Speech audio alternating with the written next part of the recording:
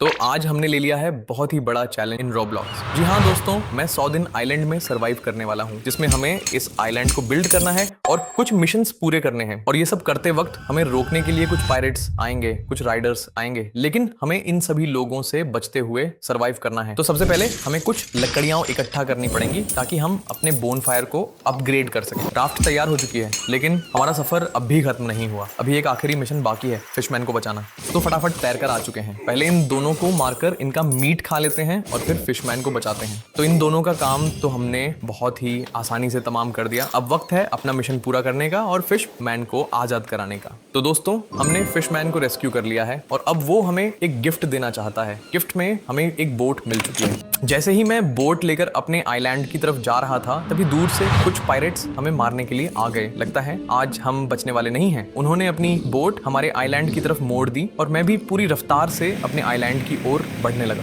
जैसे ही पायरेट्स पहुंचे, पूरा आसमान हरे धुएं से भर गया। देखते ही देखते एक नहीं, पूरे 5 पायरेट्स ने एक साथ हम पर हमला बोल दिया। चारों तरफ से हो रहे हमलों की वजह से मेरी हेल्थ भी तेजी से गिरने लगी।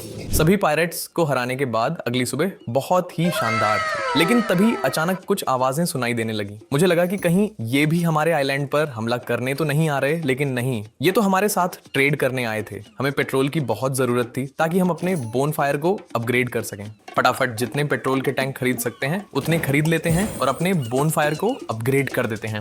अभी हमारी एनर्जी कम हो रही है, इसलिए हमें खाना चाहिए। हम फिशमैन के आइलैंड पर जाते हैं। फिशमैन के आइलैंड से हमें एक फिशिंग स्टिक मिल चुकी है। अब हम इससे मछली पकड़कर खा सकते हैं। फिशमैन के आइलैंड से निकलने के बाद हमें एक और आइलैंड मिल जाता है। उस पर हमें कुछ खजाना देखने को मिलता है। अब बारी है दोस्तों हमारा अगला मिशन पूरा करने की, इसीलिए हमने अपनी राफ्ट तैयार कर ली है। दोस्तों, राफ्ट तो तैयार हो चुकी है। अब इस पर बैठकर देखते हैं कि इसका एक्सपीरियंस कैसा रहता है। सच बताऊं तो फिशमैन की गिफ्ट के मुकाबले ये बहुत ही खराब है। इसकी स्पीड भी बहुत कम है।